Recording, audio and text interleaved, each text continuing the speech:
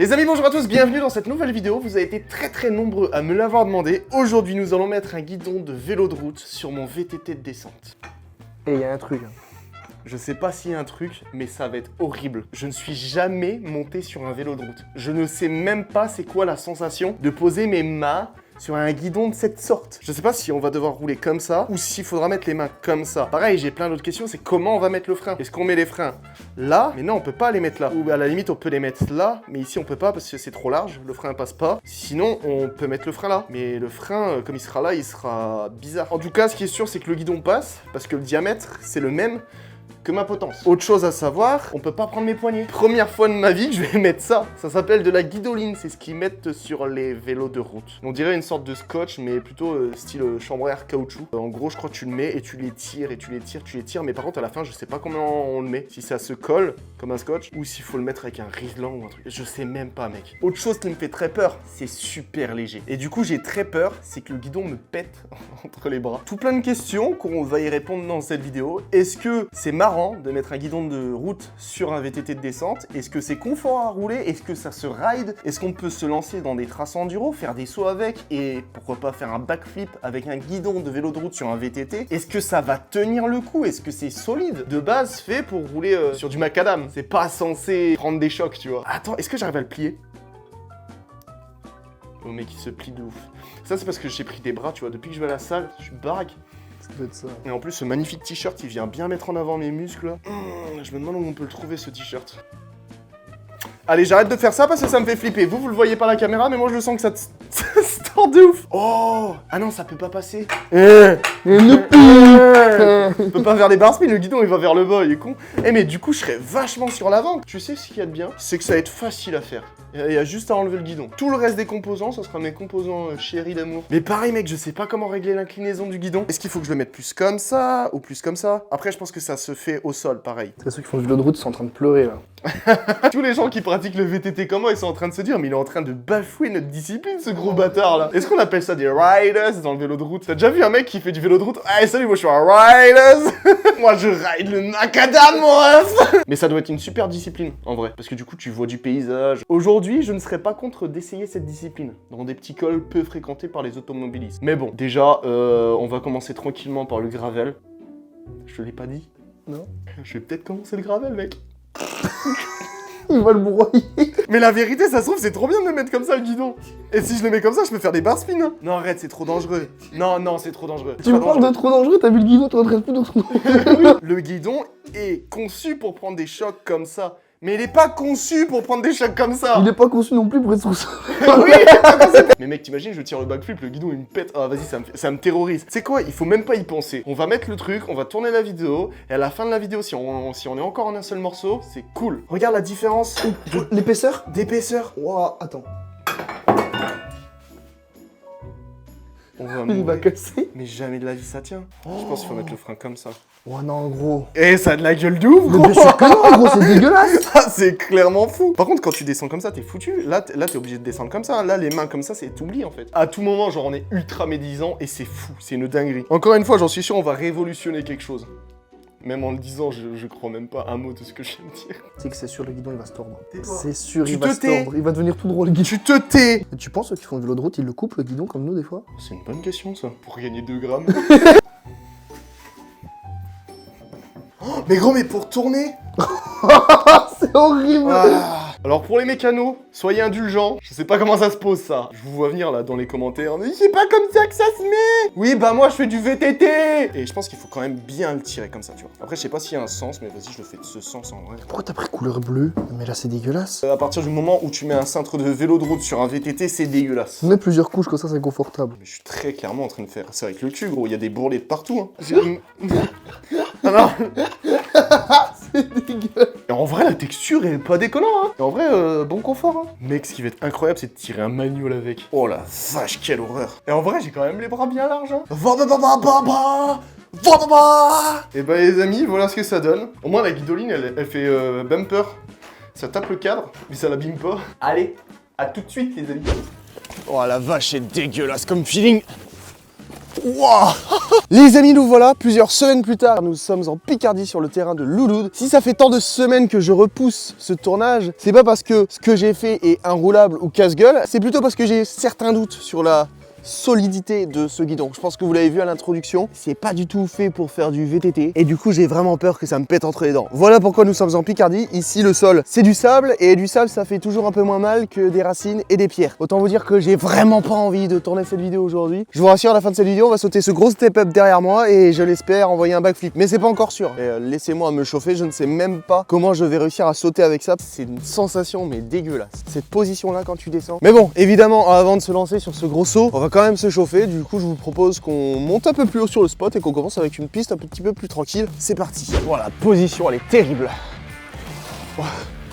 Premier saut. Oh la vache. Hop là. Oh, allez, rentre dans le goulet. Hop hop hop là. Oh la vache, je suis pas passé loin de l'arbre. Non, on le fait pas.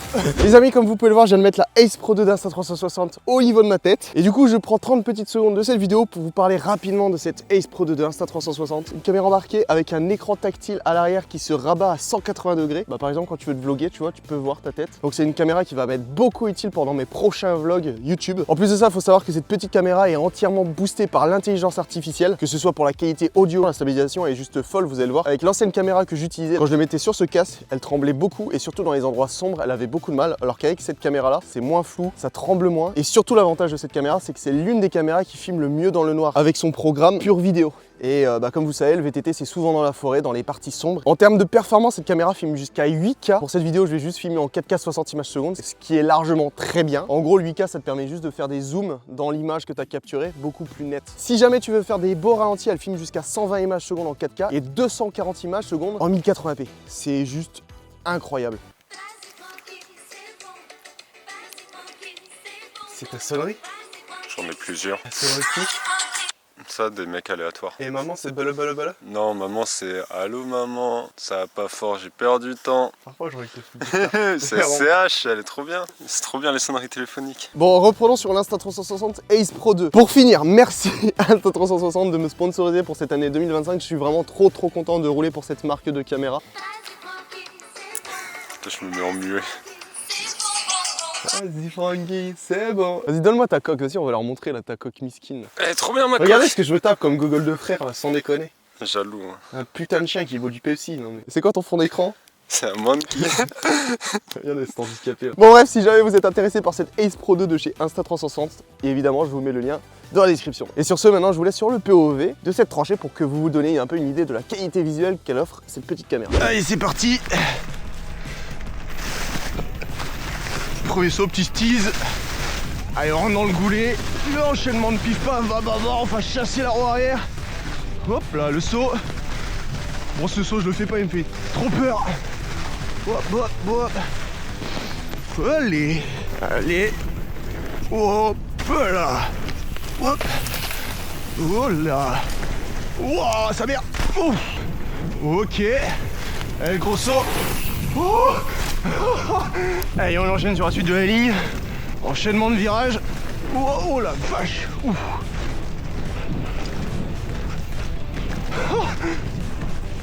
Hop là, il y avait une branche. Hop. On enchaîne. Attention le jump. Wow. Bah écoutez, on va essayer, hein. C'est du bois, c'est humide, il y a eu la rosée du matin, ça risque de glisser. Mais bon, ça va, mon pneu avant est bien dégonflé. Faut que je remette un coup de pression, je pensais pas qu'il était autant dégonflé. Mais du coup là je vais le laisser dégonfler parce que je pense que j'aurai un peu plus de grip sur ce bois humide. Écoutez, on va essayer la maniabilité, ce que ça donne avec ce truc. Hein. C'est parti. Sur le premier module, comme vous pouvez le voir, il y a les ronces qui ont poussé, donc on sort le trail tool. Et puis on va arracher tout ça. Hein.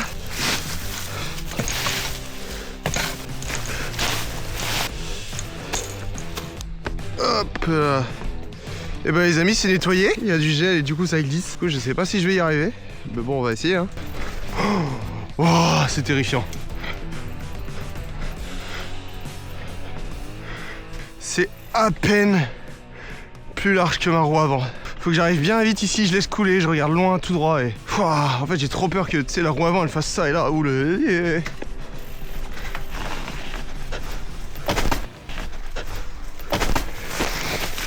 En vrai, ça devrait le faire, faut juste que je porte mes couilles. Ok, bon là, t'as vu ce que ça fait quand ça glisse et que tu sautes.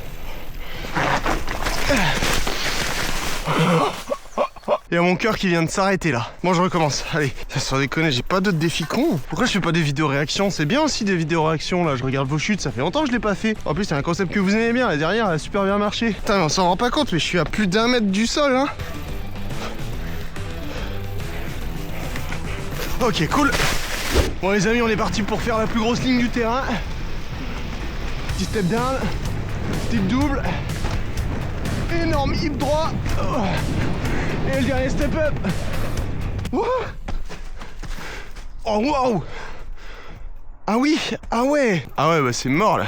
C'est foutu. Oh, j'ai sauté du vélo tellement j'avais pas du tout de vitesse. Je me suis enfoncé dans la compression. Pourtant j'ai fait exprès de bien pomper au niveau des 2 rollers pour garder la vitesse. Mais ça fait 2 semaines, il arrête pas de pleuvoir en Picardie. Et là le sol il est mou. Déjà j'ai de la chance d'avoir pu rouler quand même une bonne partie du terrain. En tout cas, si vous avez aimé cette vidéo, je vous invite à me dire en commentaire si c'était gravel ou pas. Je suis un petit peu déçu, j'aurais voulu faire un petit peu plus. En tout cas ça se manie bien. C'est pas plus casse-gueule que ça. Je pensais vraiment que ça allait être enroulable, mais en vrai ça va. Le seul truc c'est que pour t'extirper du bike et tout, c'est un peu plus compliqué. Même pour mettre des petits moves genre des whips et tout, tu sens que c'est plus compliqué, mais c'est rideable, c'est rigolo, c'est pas fou, ne le faites pas, c'est complètement con, ça n'apporte rien à part le fait que ce soit con. Ça a tenu, je suis content. N'hésitez pas aussi à me dire en commentaire si vous voulez un épisode 2 où je vais en bike park et surtout cette fois-ci où j'envoie un backflip avec. Encore une fois, je remercie Insta360 de sponsoriser cette chaîne YouTube pour cette année 2025. Je suis vraiment trop content de rouler avec cette caméra. Bref, sur ce, je vous dis à vendredi prochain pour la prochaine vidéo.